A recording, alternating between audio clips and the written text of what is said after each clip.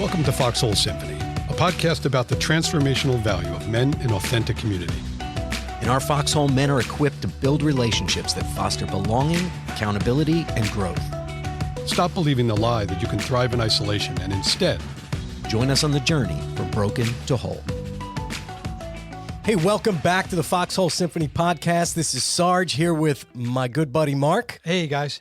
And a special guest in the Foxhole, and we are very excited. You've heard his name before. Actually, I was joking with him before that he is the single most mentioned. He has the most mentions in the Foxhole Symphony podcast. Yep. So it's as if he's in the studio with us every episode, and now he's here. None other than the man, the myth, the legend, LC, Lawrence Carnuccio. Woo! Wow, what an honor. What an honor. It's great to have you, bro. Man, I just, I love you guys, and I feel, honestly, I feel completely honored that I get a chance to talk about what God does in our lives and being with you guys as brothers.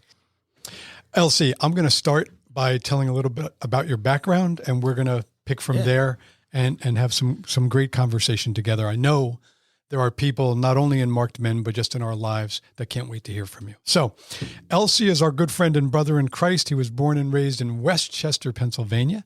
He has a bachelor's in communication and business and MDiv in cross-cultural church planting. Mm-hmm. Say that 3 times fast. He's married to the lovely Amy for 28 years. He has 4 kids, each with unique Christ-centered stories. Mm-hmm. He's a serial entrepreneur. He runs 3 businesses today. LC is a self-proclaimed explorer, adventure seeker. He's done an Ironman. Right? I mean, I would talk about your marathon, but who cares? Yeah, no, marathon is nothing. Nothing. Like, yeah. This man did an Ironman in 13 hours. Like, you are just a rock.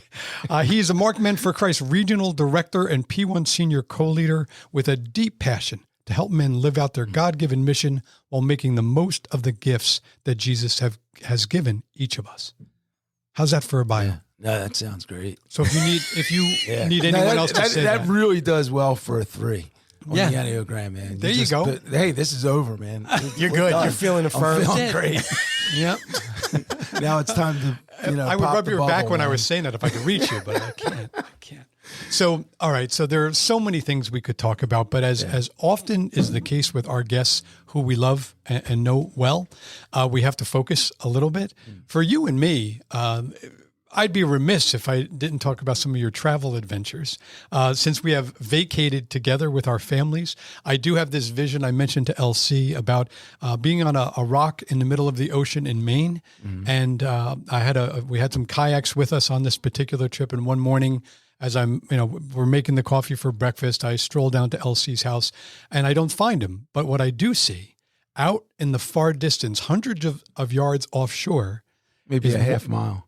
One man in a kayak by himself, just paddling west in the morning and just out into the open ocean. And this was not a kayak that was ready for the open ocean. And I knew it showed me so much about you because I got to talk to you when you came back. Obviously, you survived, but it was great to just see that adventurer spirit in you. Like, you didn't ask any questions like, should I take this kayak out into the open ocean? No. You just went. So that was cool. There's another travel adventure you told me about is when you almost drove an RV or backed it off the road. You were trying to make a K-turn or something. Yeah. We were in the snow or something? We were going up a mountain. We were in Alaska. I had the family in the RV, 30-foot RV. About a quarter of a mile back, we passed a little ice cream store. Yeah. And I'm like, we got to get some ice cream. So I tried to make a 3-point turn on the side of a mountain. And my tires were inches away from a cliff that would have caused us to go tumbling down the mountain. I've talked to Amy about that. That must have been interesting. So let's take. I think I actually told everybody to get out of the car. Really? I said, get out, like, in case. I'll do this by myself. I'll go down with it. I'll go down with the ship. So you're a high dive guy, right? I mean, you are willing to go and just check water depth later. I love adventure. I do. I know you do. So let's dive into your life at the time you were leaving your church plant in Manhattan. I think that's a fair place to start. How did that impact your life journey and relationship with Jesus? Yeah. So that was a crucial point in my life, probably one of the most significant pivotal points in my life. And here's why. I had just gotten done, when I was 27 years old, I sold a business, went off to seminary, and I studied for 3 years, and then started this ministry in New York City, which we started a 501c3, pulled a team together. The ministry was a focus of reaching out to international students and internationals from around the world, right, to share the gospel so that they would then go out and go back to their countries and bring the gospel with them. So it was so much of a baby for me. I mean, this came out of my heart. I wrote it down. I did all the research and, spent all the time trying to really launch this thing. And only to find with, 4 years into the project, God had redirected me for different reasons. And I found myself, when we resigned from the ministry that we started, and I found myself weeks later not knowing who I was. I was sitting on the side of my bed, looking at my feet and taking 20 minutes to put my shoes on because I was so depressed and so lost. Now, I didn't understand what happened. At the time, I just felt like, Lord, I gave you my life. I put all the chips in the middle of the table to do this ministry. And, I lost everything. Wow. And it really put me into a tailspin. But it was a beautiful time because a year and a half later, about a year later, I began to look at that point in my life and realize that God was doing a work in my heart.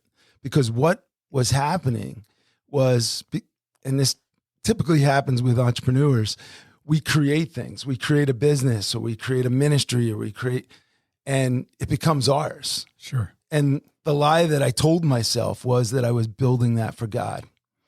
But the reality of the situation was it was my idol.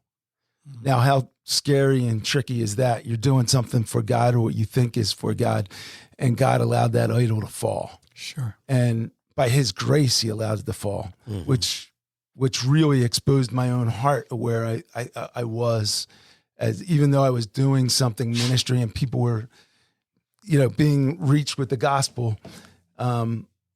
My heart was exposed to, I was doing it for myself, not for God. Sure. So much of it on the outside appeared to be good, right? It did. Right. You had a good business plan. Right. Yeah. Right. Well, thank you for being honest about that. That's a great way to start. And those valley moments, right? The staring at your feet moments, some of the most beautiful and valuable, right? The return on investment for those moments, we've learned, is extremely high. Extremely high. It was unbelievable. It was one of the most painful times in my life, but it was one of the best times in my life because it was at that moment, at the very bottom, that's where Jesus started to speak into my heart, and I heard him clearer than I've ever heard before, and it was amazing. I would not trade it for anything. It was that good for me. It was painful. Nobody likes to be operated on. But it was super good. Hindsight is beautiful. It was super good. Maz said those exact same words right there. Yeah, and we just talked about that in the Storms episode as well, and so true that sometimes it takes a storm to rebuild, and God uses that, right? God uses it. And so our journey, started kind of around Mark Men for Christ. Yeah. So we've talked a lot about Mark Men. A lot. And Spice, we had one of the co-founders, Spice, on for an episode as well. And you've staffed a lot of weekends. How many weekends? 41 weekends. 41 weekends you've staffed. Yes. That's a huge commitment. Really? Over how many years? So it's about 15. We've been doing it. No, not since 2010. Yeah, so 12 years. Right. 12 years, because 2010 was when I went. Yeah, that was my first staffing. And on the East Coast, It's like 80% of a year of weekends. I mean, it's a lot of time. Yeah. Holy cow. Incredible. Well, thank you for doing that, by the way. How did your initial Mark Men experience impact your walk with God? And really, did it impact the trajectory of your life? And if so, how? And how does it continue to impact your life? Yeah. So that's a great question. And so to paint the picture, so I'm coming out of this really dark experience, and God was speaking to my heart. And it was a time where I was disillusioned with church. And I knew it was a good thing. I knew I needed to go. I needed to model that for my kids and for my wife. It was a time in my life that I would actually go to church and read a book. I would take a book and read it while church was going on. I'm not proud to say that, but and I don't advise that for others, but that's where I was in my own heart. Yep. I was also at a point where I didn't have any male friends. And I remember specifically driving down the road, and I don't know if I'm answering your question, but I wanted to paint the background. I was driving down 287, and I remember specifically where I was on 287, right past my exit. And I remember saying, Lord, I have no friends here in North Jersey. I have 0 friends. And the one friend that I had, and I climbed Mount Rainier with him, he stopped talking to me. So I was bankrupt. And I remember asking the Lord, I said, Lord, I pray that you would bring some men in my life. I need men in my life. And it was about a week later, a friend of mine from California had called me up and he said, hey, would you be willing to come to a men's weekend in Colorado? And I said immediately, no, I don't think I'm interested, because I've been to a million men's weekends. That's one. And number 2, I don't need to fly out to Colorado to experience another one.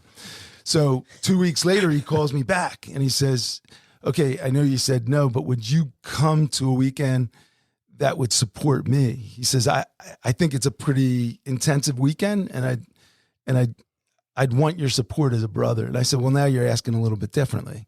If you want me to go to be a support to you, I'll go. And so I went, and it was one of the most amazing experiences of my life, my phase 1.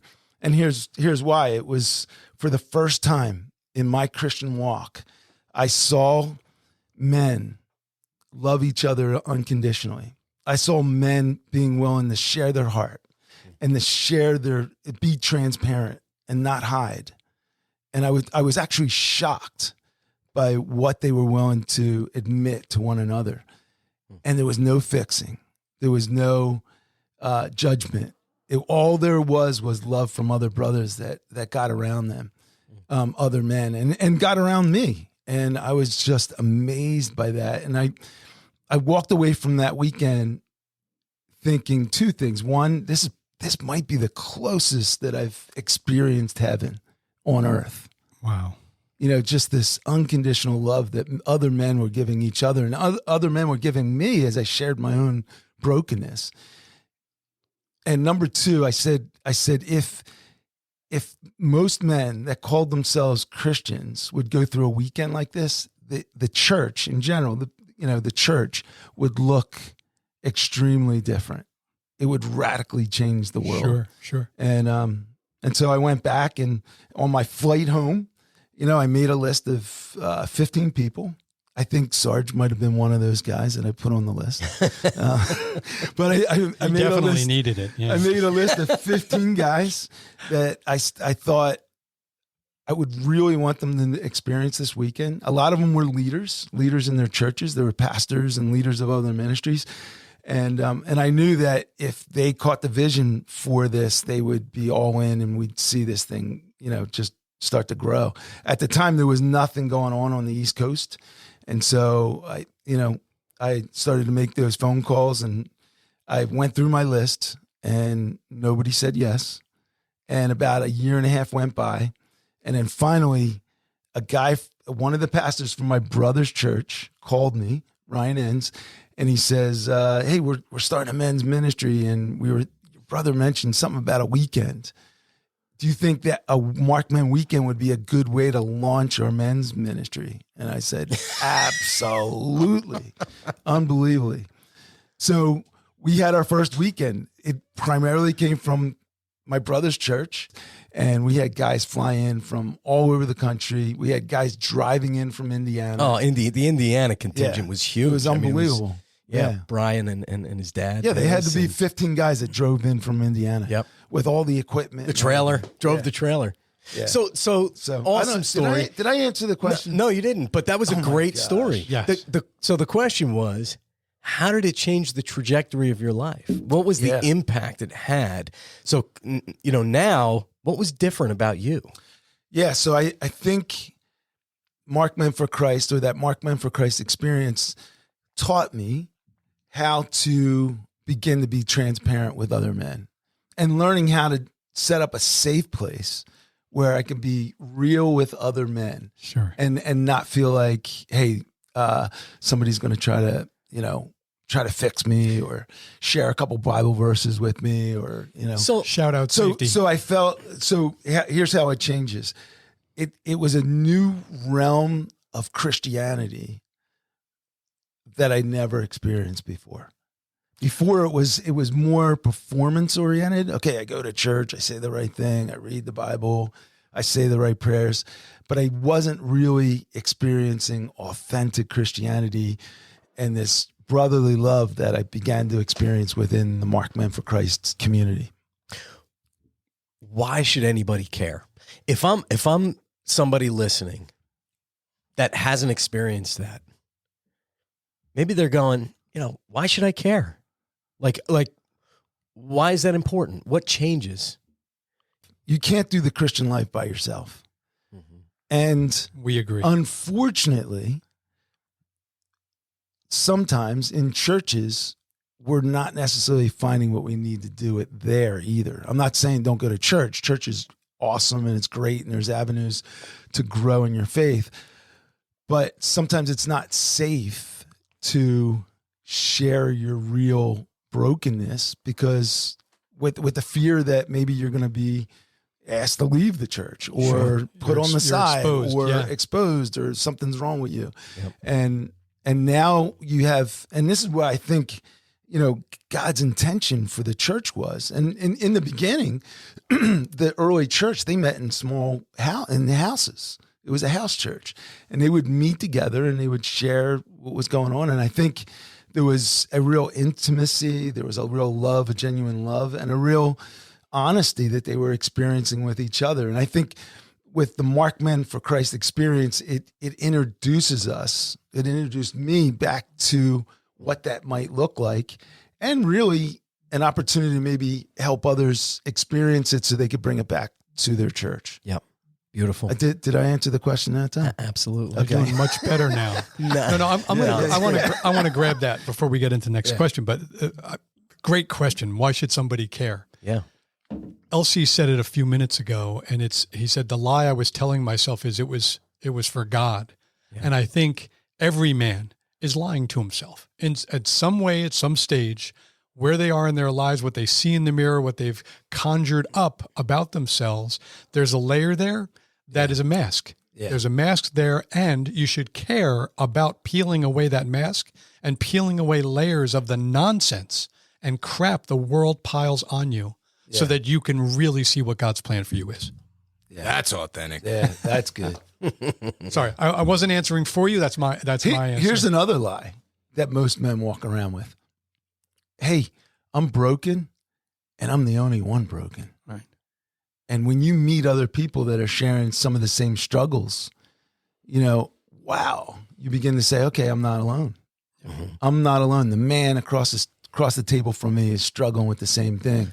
And, we could love each other. Or this. Each other. Yeah, you're broken, but I'm busted up. Yeah. I'm shattered. Right. Nobody's as bad as I am. And God can't love me with what I've done. No. There's no way this God that I've heard about loves me. Yeah. Well, have we got a message for you? And so, just to put a pin in it, I mean, at the end of the day, for me, it's becoming more aware of who God is, right? It's becoming more aware of God's presence and his love for us as we encounter authentic community. Yeah. Right. Yep. I mean, we get to see more of him and who we are in him when we do that. Yeah. right? Amen. It's said just another way. Yep. It's true. The other thing we're doing within an organization like that is we're giving ourselves permission to look at our own brokenness. Yeah. You know, how often nobody wants to go there. I know I don't want to go there, but if we're given permission to go there and dive deep and really look there so that God can then go to those spots in our lives and bring healing. I mean, that's an amazing transformation. So there's another point of transformation that we were talking that you were asking me about, Sarge. That has ripples, right? Yeah. In every possible, it's a pebble in a pond, isn't it? No.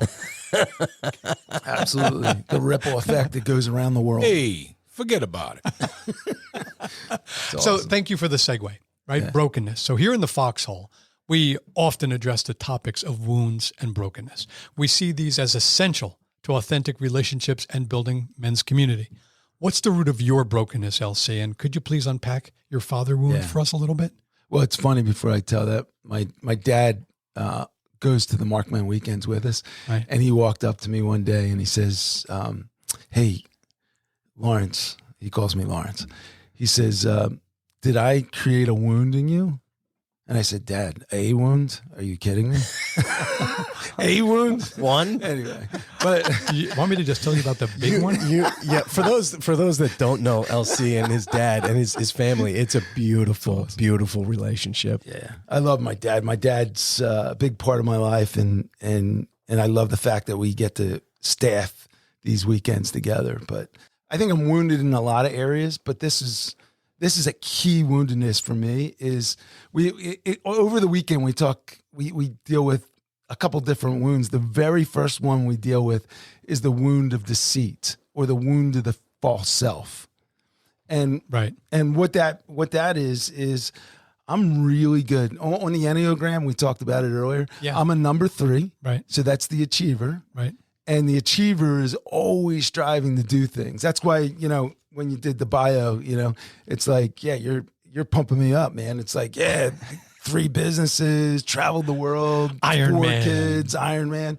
That's what a 3 wants to do. He's an achiever. Yeah. But the broken side of that's what I want you to see. Right.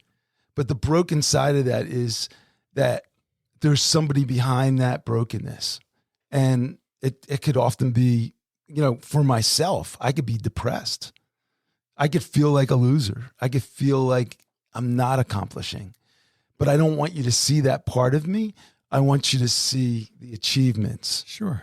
And here's why I want you to see the achievements. As a broken man, I want to be loved, right? I want you to love me. Sure. So, for a long time, I think part of the depression was that I never felt like I was good enough and that I could achieve enough.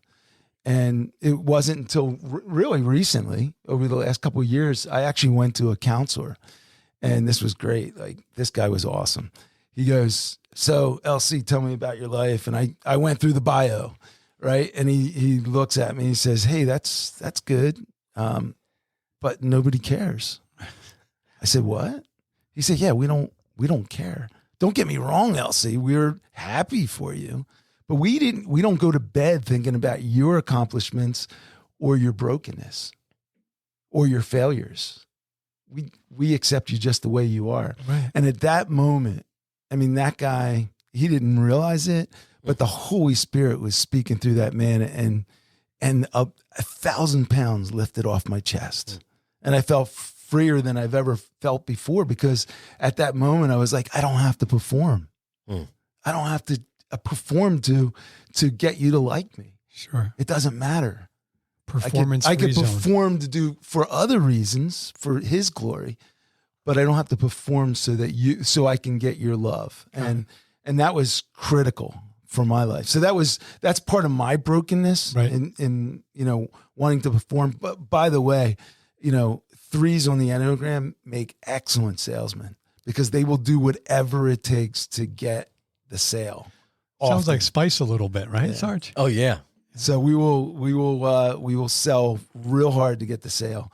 Now, not doing things immorally, but we will push hard.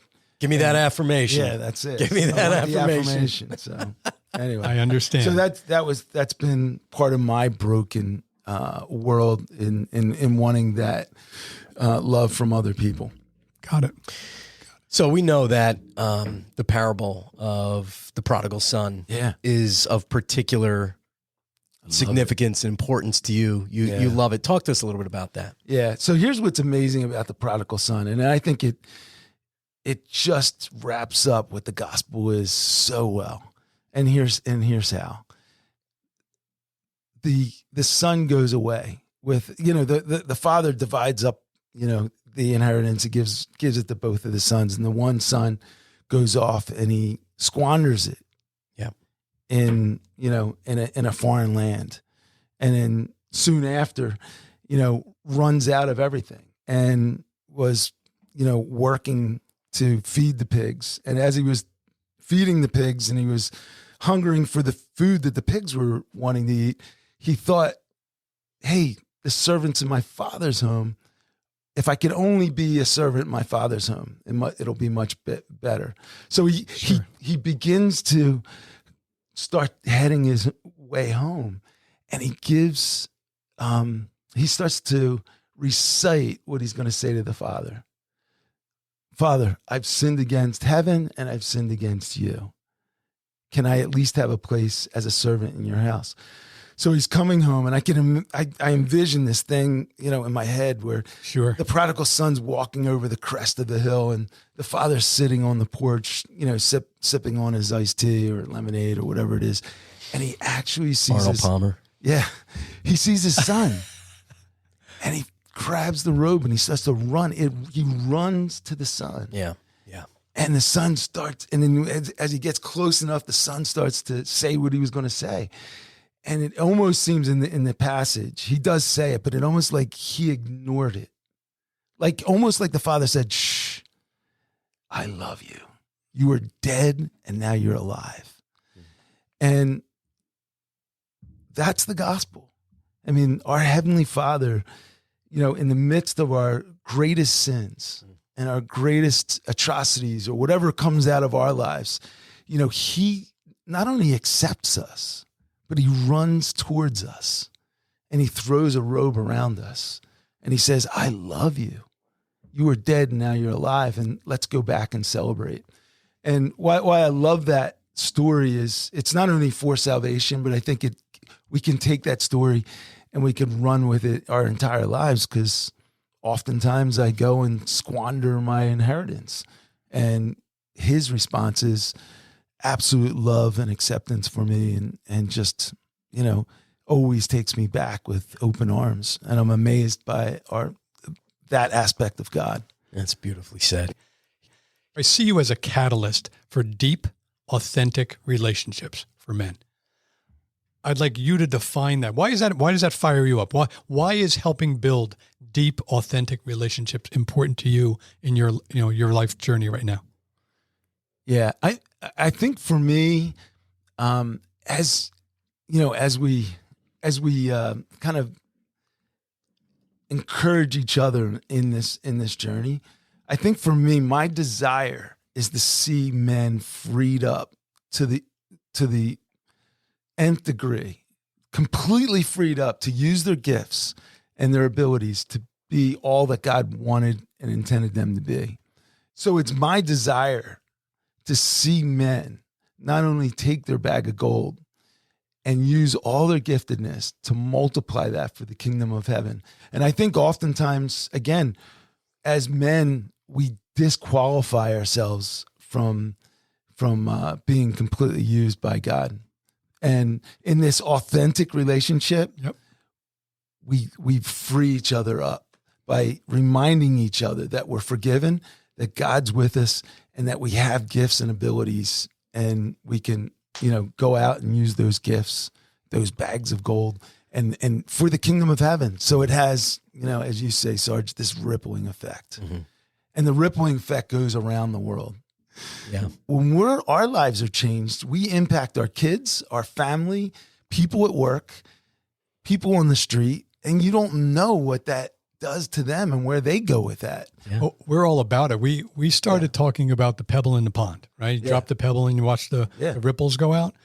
our pilot episode. And I think we talk about it at least once every episode, but we're totally with you in what God's capacity is, especially for me, that at a certain point, you drop the pebble, you see the ripples, and then you stop and you realize those ripples make it all the way across the lake. Yeah. You'll never see them. And that's the beauty for me, is that some of the work you're doing, we're doing, this building deep, authentic relationships is just God's work. We're involved in our part of it that he designed for us. Yeah. And then he's got it. Yeah. And that just helps me so much because I'm a control freak. I don't know what that is on the Enneagram. But that's my nature, is to grab it and hold on and choke the daylights out of it until I get done with it. So we love that metaphor. Yeah. So thanks. You know what's really cool, Mark?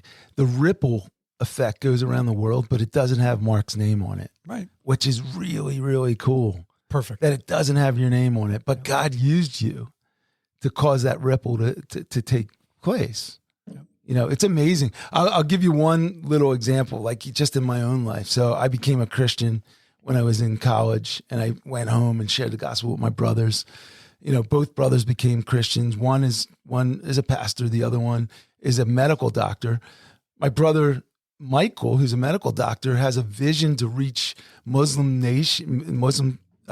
communities in Africa, and goes and uses medical once a year to go and just be a blessing to a village in Senegal. Beautiful. That village most of them became Christians. Now they've turned around and they're starting to have an influence on villages around them. So there's the ripple effect. Sure. It doesn't have my name on it. It doesn't have your name on it. It doesn't have Campus Crusade or any other. And they intersect. It's amazing. Yes. It's amazing. Yep. So anyway. LC, as you are building these deep, authentic relationships and not only modeling that, but teaching others how to do it and inviting others into it. As an achiever, right? Like it's pretty easy to do it on our own strength. Yes. Right. Like you said earlier. Talk to us a little bit about, the role of the Holy Spirit in all of that and, why that's important. Yeah. Yeah. First of all, it's only God can do the work. Yeah. But here's the amazing thing. He chooses to use us as his vessels. It's not us. It's the Holy Spirit. It's God within us. And he's using us and our giftedness, going back to Psalm 139, he's using our gifts to then go forward and bring the kingdom of heaven.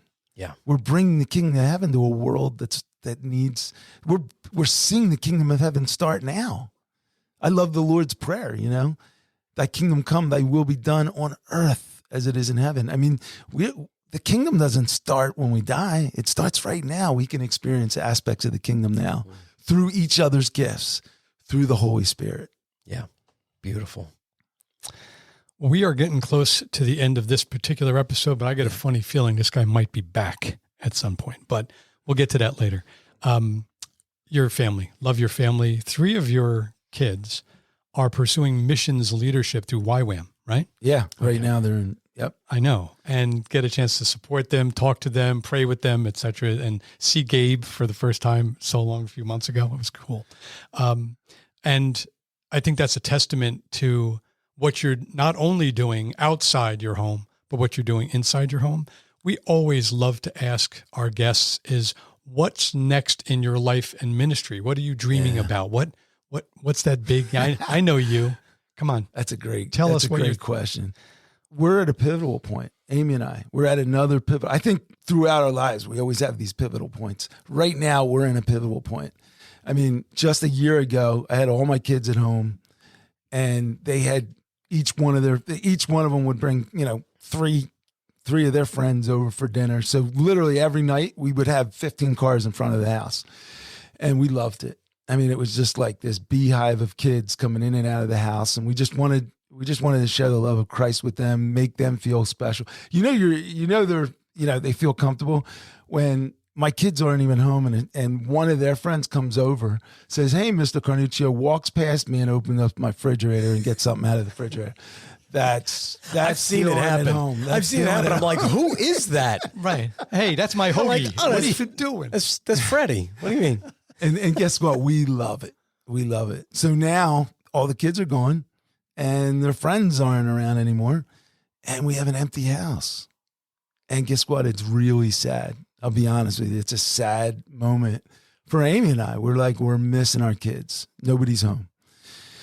And so with that, I mean, I look at my life, I'm 58 years old, and I feel like, all right, I don't know how much longer I have to live. Right? But I see it as like, okay, I'm probably coming in near the end of the third quarter, going into the fourth quarter. I don't know. Uh-oh. So if God gives me the fourth quarter, only God knows. Yeah. And I don't even know if I have tomorrow. But here's what I'm convinced of. And we talked about it a little bit on the weekend, is I think when you get into your fourth quarter, men can accomplish more in 3 years than they could do in 35 years. Why is that? Because as an older man, we're sitting on the most resources that we've ever had. And I don't mean just financially. We have connections. We have experiences. We know what worked, what didn't work. And so we can do things, it's just part of life. We could do things much faster and more efficient than we've ever been able to do. So it's my goal, my desire, my dream is to pull all these experiences together and continue to work for the kingdom of heaven. I do like business, so I'll probably continue to do business. And hopefully it's for his glory. It's not, for Elsie's number 3 on the Enneagram. And it's my desire to pull all these things together so that we can really see amazing things happen for the kingdom of heaven.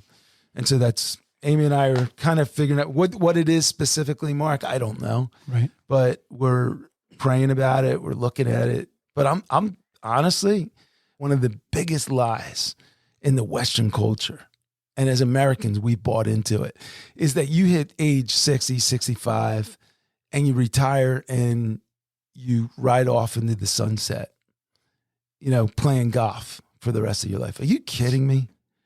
Man, we have an opportunity as men, as we get older, to do things way bigger and better than maybe we've ever been able to do. God can use us in amazing ways. Like one of the ways I think of is younger men really, they long to have older men speak into their lives and walk alongside of them. Yes, sir. And as we get older, we have that opportunity to do that. So yeah, that's my dream. And you've been doing it, man. And thank you for doing it. Thank you for, we've watched it the last 10 years, 10 plus. Yeah, and it's been awesome. To watch you accelerate toward retirement age rather than decelerate has been convicting and inspiring. Oh, thanks. Because I definitely bought in to, the deceleration, option. I'll just call it that, right? And mindset. And I'm, I strongly question that now, right? In my own life, because I've heard this before. I've heard you speak it, and it's very convicting. And something we really need to think about. Yeah. I mean, you guys are doing this. This is a blast. And I know you're doing it for his kingdom. And there's great joy that comes as you put together this podcast. There's no doubt in my mind. Thank you, brother. We love you very much. We're very glad that you joined us here. We'd love to have you back again before we even finish this one. Yeah. You have an open invitation to make it on the board again. You guys are my brothers, man. And I love you so much. And I need you in my life. There's no doubt about it. I need you in my life. And I thank you for being there for me. Always. Yeah. Got your back. And thank you for being there for us, man. You've done a lot for us. Yeah. Elsie, thanks very much, bro. Thank you. Love you. Thank you. Thank you for being here. This is awesome. Hey, gang, what a great episode. Today we spoke with our good friend and brother, Lawrence Carnuccio, lovingly called LC. He's been on an exciting life adventure with God for many years, and there's no sign that he's slowing down anytime soon. We talked openly as LC started and finished several key ministries and how those times impacted his life and his journey with God. We unpacked his years with Mark Men for Christ, where we served together for now over 10 years, and how God continues to use this ministry to draw broken men closer to him in authentic community. We explored the parable of the prodigal son and its significant impact in LC's life. LC is a man on a mission focused on setting men's hearts on fire for deep, authentic relationships using the power of the Holy Spirit. We love him, we know you do too, and hope to have him back again soon someday. Have a good one. We'll talk to you again soon. If you enjoyed today's episode, please share it and invite others to the Foxhole. You can find us wherever you download your favorite podcast. Be sure to subscribe so you know when new episodes drop, and please rate us and comment there too, as it'll help us get found by others who could benefit. Find, follow, and like us on your go-to social media networks by searching Foxhole Symphony, or visit foxholesymphony.com to make it super easy to find us. Drop us a line with feedback, questions, topic requests, who knows? Maybe you'll be a guest on a future episode. In the meantime, prepare to move, embrace discomfort, and just be you.